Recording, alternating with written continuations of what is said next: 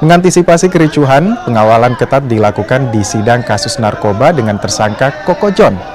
Iving Lewa alias Koko John disangkakan sebagai bandar narkotika jenis sabu dan jaksa penuntut umum menuntut 18 tahun penjara dan denda sebesar 1 miliar rupiah.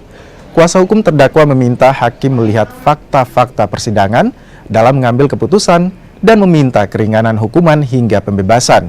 Sementara Forbes Anti Narkoba Bone bilang tersangka sudah beroperasi lama sebagai bandar sabu dan tidak menjamin akan ada gerakan massa untuk menghukum jika permintaan pembebasan tersangka dikabulkan. Data dari Polres Bone, dari Januari 2024 sampai dengan Juli 2024 ada 193 tersangka narkotika. Dan dari 193 narkotika itu tidak ada yang menyebut terdakwa Iving Lewa. Lalu pertanyaannya dari mana mereka mendapatkan? Kalau saksi pemberitaan mengatakan bahwa dia bandar besar dan dia yang mengatur peredaran narkotika di Kota Bone. Ini karena kan kita berpikir keadilan.